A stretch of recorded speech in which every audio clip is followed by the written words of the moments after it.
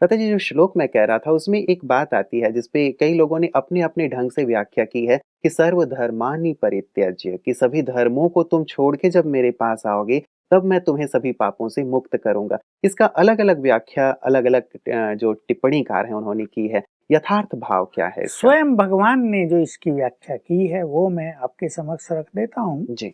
ये जो भिन्न भिन्न धर्म हैं, ये ऐसे समझ लो कि हर एक को एक दायरे में बंद कर दिया है धर्म के। तुम्हें इस दायरे से बाहर नहीं जाना है, तुम्हें यही करना है, ये नहीं करना है। हुँ, और ये धर्म आजकल बंधन बन चुके हैं, ये देह के धर्म हो गए हैं और इससे सोल कॉन्शियसनेस मनुष्य की समाप्त हो गई है। तो भगवान ने ये आदेश दिया कि इन सब से तुम्हारा कल्याण नहीं होगा, क्योंकि तुम आत्मा हो। आत्मा न हिंदू है, न मुस्लिम है, न क्रिश्चियन है, न सिख है। आत्मा तो आत्मा है। तो जब हम आत्मा हो जाते हैं, यानी सोल कॉन्शियसनेस में आ जाते हैं, तब ये बंधनों की दीवारें टूट जाती हैं और तभी हमारा परमात्मा से सच्चा मिलन होता है। तभी उसमें हमें परम आनंद की अनुभूति होती है। हुँ। ये इसकी सिंपल व्याख्या है। कई बार जब धर्म छोड़ने की बात आती है भ्राता जी, तो मोटे तौर पे ही लोग इसका अर्थ समझते हैं कि शायद यदि मैं फलाने धर्म को मानता हूँ कि तो इस धर्म को छोड़ के ईश्वर की शरण आऊँ। तो ये वाला जो भाव मोटे अर्थों का लेते हैं, तो शायद ये भाव नहीं है ये इसका। भाव नहीं है। जिस धर्म में कोई है, मान लो कोई मुस्लिम है, जी। उसका जन्म मुस्लिम धर्म में हुआ है, ओके, ये तो हुआ ही है। हुँ, इसको कोई कैसे इग्नोर करेगा, कैसे कहेगा कि नहीं हुआ है। अब वो देहभान को भूलकर मैं तो रूह हूँ, फिर रूहानी बाप के पास आए तो उसको दिव्य अनुभूति होंगी। धर्म में तो वो अपने में ही रहे, हुँ, हुँ। लेकिन वो हुआ देह का धर्म। वो रूह के रूहानी धर्म में स्थित हो जाए तो ये बहुत ऊंची बात हो जाएगी। बिल्कुल। और ये सभी पापों से मुक्त कर देने वाली जो बात है भ्राता जी, क्या केवल उनकी शरण में आ जाने से ही हमें सभी पापों से मुक्ति मिल जाती है? या उनकी शरण में आके भी कुछ पुरुषार्थ करना शरण में पड़ता है? उनकी आ गए तो जो वो कहें वो हमें करना होता है। उनकी शरण में जाते ही वो हमें आदेश करते हैं कि अपना मन बुद्धि मेरे में लगाओ। जी। तो ये लगाने से, जिसको राजयोग कहा गया है, हम सभी पापों से मुक्त हो जाते हैं। बिल्कुल। भ्राता जी, एक विशेष संबंध जो और आता है वो है पुत्र का संबंध, कि हम परमात्मा को अपना बच्चा भी बना सकते हैं। सुनने में बड़ा ही अच्छा लगता है, लेकिन कैसे करें वो वाली एक बात फिर से प्रश्न के रूप में आ जाती है, क्योंकि जब शास्त्रों में हम सुना करते थे, तो अनुसुईया जी ने भी उन्हें पुत्र के रूप में स्वीकार किया था या वो संबंध निभाया था। यशोदा माँ तो फिर प्रख्यात हैं ही।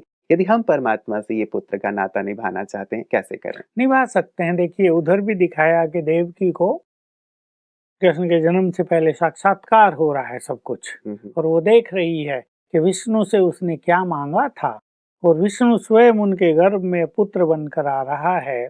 इस बात से वो आनंदित है, लेकिन वो भुला देता है उनको कि भूल जाएं, ताकि ये मुझे पुत्र का स्नेह दे सकें। फिर दिखाया यशोदा को भी, जब वो मिट्टी खा रहा था, कहा मुंह खोलो, तो देखा उसके मुंह में तो तीनों लोक का गोला घूम रहा है। तो यशोदा बस वहीं ध्यान मगन हो गई, अरे मेरा पुत्र और भगवान है वो तो, मैं भगवान को जन्म देने वाली, पालना देने वाली हूँ। तो वास्तव में मेरे पास हंसी की बात है, माताएं आती हैं कई, हमको बच्चा नहीं है। मैं कहता हूँ कि भगवान तुम्हारा बच्चा बनने के लिए तैयार है। अब तक तो देहधारी बच्चे तुमने पैदा किए, उनकी तुम माँ बनी, भगवान की माँ बन के देखो जरा। हुँ, हुँ। वैसे तो वो सबके के माता पिता हैं, पर वो तैयार है कि तुम मुझे अपना पुत्र बनाओ और तुम बन जाओ मेरी माँ। तो माताएं खुश हो जाती हैं। बना लें हम भगवान को अपना बच्चा और अपने वो कर्तव्य निभाएं जो एक माँ अपने बच्चे के लिए निभाती है। तो ये वही बच्चा होगा जो हमारी सदगति करेगा। हुँ, हुँ। जैसे हिंदू धर्म में तो मान्यता है ना कि पुत्र न हो तो अग्नि कौन देगा हुँ, अंत हुँ। में जी, चिता जी, को, जी। और जब अग्नि देने वाला नहीं होगा तो उससे उसकी सदगति नहीं और होगी। अग्नि के बाद भी कई क्रियाकांड ऐसे हैं जो पुत्र पुत्र को ही करने करता में, है। जी। अभी जिनको पुत्र नहीं है, क्या उनकी सदगति नहीं होती? और कईयों के पुत्र ऐसे हैं जो देते ही नहीं अग्नि, जो पीछे काम ही नहीं करते। वो कहते बूढ़ा बन गया तो मर गया, ठीक है, हम मुक्त हुए उससे। पुत्रियाँ अग्नि दे देती पुत्रियां हैं अग्नि आते ही। देती हैं। तो वास्तव में भगवान को यदि हम बच्चा बना लें तो वो हमारी सदगति कर देता है। वो यहाँ भी हमें काम आएगा, यहाँ भी हमारी सेवा करेगा, मृत्यु के समय भी हमें पलकों पर बैठा कर ऊपर ले जाएगा। और मृत्यु के बाद दे देगा सद्गति, तो तीनों काल सुंदर हो जाएंगे। जी भ्राता जी, ये सुनने में बड़ा अच्छा लगता है कि परमात्मा ही हमें पुत्र के रूप में प्राप्त हो और ये सारी जो क्रिया जो एक पुत्र करता है वो परमात्मा करें। लेकिन ये कैसे संभव हो? क्योंकि जैसे हम लगातार बात कर रहे हैं कि स्थूल में कोई होता है तो बड़ा सहज हो जाता है, हमने उसे नहलाया, धुलाया, खिलाया, पिलाया तो वो एक पुत्र की फीलिंग आएगी, गोद में ले लिया, हम उसे घुमाने ले जा रहे हैं। परमात्मा के साथ ये सब कैसे किया जाए? श्री कृष्ण के रूप में भी कई अच्छे भक्तों ने बाल रूप में उसको अपना बच्चा बनाया है। ऐसे जी। थोड़े से उदाहरण हैं कि वो पहले उसको खिलाते थे, उसको अपने पास सुलाते थे, उसे बच्चे जैसा ही प्यार करते थे, जैसे माँ बच्चे से बात करती है वो उससे वैसे ही बात करते थे। परमात्मा ब्रह्मा के रूप में हमें ये अनुभूति देता है, तो ब्रह्मा के सूक्ष्म रूप में हम उसे बच्चा बना के गोद में ले लें, उसे वैसा ही प्यार करें, गले लगा लें, उसको पास सुलाएं, उसको खिलाएं-पिलाएं, उससे बात करें, तो यहाँ से शुरुआत हो जाएगी सुंदर अनुभवों की।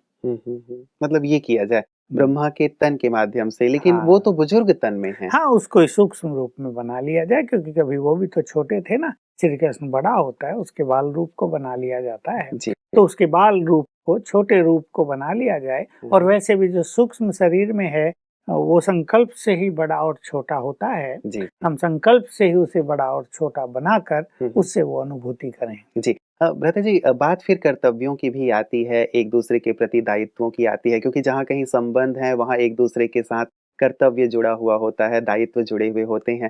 तो पुत्र के संबंध से फिर हमारा क्या दायित्व बन जाता है ताकि हमारा ये संबंध और प्रगाढ़ हो, गहराई तक हमारे अंदर समाए? असली बात यही है, एक जगह का मैं अनुभव सुनाऊँ, माताओं का बहुत अच्छा प्रोग्राम था, जी। 1000 माताएं थी। मैंने सबसे पूछा कि कौन-कौन बाबा को अपना बच्चा बनाएंगी, सबने हाथ उठाया। आज से शिव बाबा हमारा बच्चा हो गया, क्योंकि शिव बाबा को बच्चा बनाना सस्ता काम है। तो ठीक है, बना दिया, हमने कुछ क्लास भी कराई। अगले दिन माताएं फिर आई, मैंने पूछा शिव बाबा किस-किस का बच्चा, सबने हाथ उठाया। फिर मैंने पूछा रात को अपने बच्चे को भोजन किस-किस ने खिलाया था। अब माताएं कोई मुझे देखे, कोई अपनी पड़ोसियों को देखे कि अरे हमें तो पता ही नहीं था कि बच्चे को भोजन भी खिलाना है क्या। मैं कहा बच्चा सारी रात माँ माँ करते बेचारा रोता रहा होगा, कहेगा अच्छी मम्मी मिली, ये तो आप खा गई, मुझे भूखा ही छोड़ दिया, सारी रात रुला दिया उसने, वो प्यार कैसे करेगा आपको, अपनी माँ कैसे मानेगा। तो मुख्य बात यही है कि हमें कर्तव्य पालन भी करना होता है। जी। और हमारे यहाँ भी कुछ माताएं हैं जिन्होंने बाबा को अपना बच्चा बनाया है, तो वो उनके लिए वस्त्र भी बनवाती हैं, वो उन्हें रोज भोग भी खिलाती हैं, वो उन्हें अपने साथ सुलाती हैं, उसी तरह प्यार करती हैं और उसी तरह का नाता रखती हैं। बहुत अच्छा ये अनुभव होता है सब जगह, लेकिन इसमें चाहिए संपूर्ण भावना और विश्वास। इनके साथ ही शायद वो अनुभूति का भाव आ पाएगा। जैसे आपने भोजन की बात कही, तब तो जैसे एक छोटा बच्चा लगातार अपनी माँ के साथ ही चिपका रहता है, जुड़ा रहता है और माँ भी भले कहीं पे भी हो, बार-बार जाती रहती हैं, देखती रहती हैं कि बच्चा ठीक-ठाक तो है, सोया है या खेल रहा है। तो शायद इसी प्रकार से सारे दिन इस भाव को बनाए रखने की आवश्यकता होगी। क्या इसमें मेहनत है भ्राता जी या थोड़ी-सी अटेंशन की बात है? ये बहुत सरल है और ये निरंतर योग युक्त होने का सबसे सुंदर तरीका है। हुँ, हुँ। जैसे आपने कहा, बच्चा तो माँ के साथ चिपका ही रहेगा। जी। माँ भी जब तक उसे 10-20 बार न देख ले, माँ को भी तृप्ति नहीं होगी। चाहे वो काम में बिजी हो, फिर उसे देखेगी, सो भी रहा हो, फिर भी जाके उसे देखेगी। उसका चेहरा देख के वो तृप्त होती है। बाबा को सच्चे मन से, प्यार से यदि हम बच्चा बना लें और उसके साथ ऐसा ही व्यवहार करने लगें, तो हम निरंतर योग युक्त बन जाएंगे और ये अनुभव हो जाएगा, जब उसे बुलाया, वो हमारे सामने है।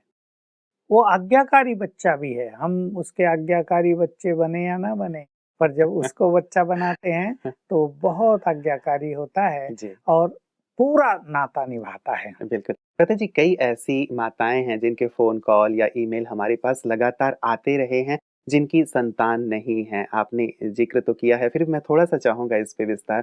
तो एक माँ के मन में हमेशा रहता ही है कि एक बच्चा तो मेरा होना ही चाहिए, जिसके साथ मैं खेलूँ या जो भी एक जो मातृत्व भाव है उसका, वो अतृप्त रह जाता है। तो क्या ऐसी जो माताएँ जिनकी संतान नहीं है, सचमुच परमात्मा को इस रूप में स्वीकार कर सकती हैं, वो सब चीज़ें हो पाएँगी? देखिए बात बहुत सूक्ष्म है, क्योंकि माता बच्चे चाहती है, और बिना बच्चे के उसका आंगन भी सूना सूना रहता है। और जब वो दूसरों के बच्चों को देखती है तो उसे अपने जीवन में एक अभाव महसूस होता है। कुछ ऐसा लगता है मैंने क्या ऐसे पाप कर लिए जो मैं निसंतान रह गई। कई माताएं ऐसे पाप करती भी हैं, मैं सुना भी सकता हूँ, पर अब मैं ये सुनाऊंगा कि भगवान को अपना बच्चा बनाना है और उस बच्चे की फीलिंग्स से प्राप्त होना है, हुँ, ताकि बच्चे न होने की जो कमी है वो खले नहीं, वो पूर्ण हो जाए और माँ का जो मातृत्व है वो पूरी तरह तृप्त हो जाए।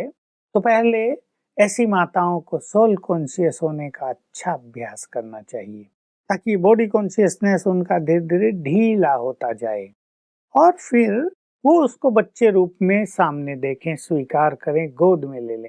जैसे किसी दूसरे के बच्चे को एडॉप्ट कर लिया जाता है ना, जो निसंतान माताएं होती हैं दूसरों के बच्चों को एडॉप्ट कर लेते हैं वो माता पिता, तो भगवान को बच्चे रूप में देखकर एडॉप्ट कर लें हुँ, कि आज से तुम हमारे बच्चे, और बिल्कुल उससे वैसा ही व्यवहार करें जैसा एक बच्चे से किया जाता है। तो ऐसे कुछ माताओं के अनुभव हैं हमारे पास, भी गिनती की हैं पर 10 माताएं तो अवश्य होंगी जो इस तरह परमात्मा को अपना बच्चा बनाकर अपने मातृत्व को तृप्त कर रही हैं। हुँ, हुँ, हुँ। तो विशेष क्या अनुभव है फिर भ्राता जी उन लोगों का कि मतलब सचमुच क्या ऐसी विपत्तियों के समय में ऐसे जैसे एक पुत्र मदद करता है, सेवा करता है, क्या वही मदद, वही सेवा परमात्मा को पुत्र रूप में स्वीकार करने से प्राप्त हो रहा है उन्हें? देखिए आजकल कलयुग में तो बच्चे माँ बाप की कहाँ सेवा करते हैं, माँ बाप को बच्चों की केयर करनी पड़ती है बहुत लंबे समय, लेकिन ये बच्चा ऐसा है जो सचमुच केयर करता है। मैंने भी एक बार अनुभव किया था, मैं कहीं बाहर से आया, बहुत थका हुआ था, जी। तो मैंने कहा क्या करूँ अब, मेरी कमर कोई दबा दे, बहुत दुख रही थी, अब कोई था ही नहीं। मैंने कहा बाबा आप बच्चे बन के आज मेरी कमर तुम ही दबा दो, और मुझे फट से फील हुआ, मुझे जैसे नींद सी आ गई और मैंने देखा कोई बच्चा मेरी कमर पर घूम रहा है। मेरी चेतना टूटी और मैं फ्रेश था, तो मुझे आभास हुआ कि सचमुच शिव बाबा बच्चा बनकर मेरी कमर को ठीक कर गए हैं।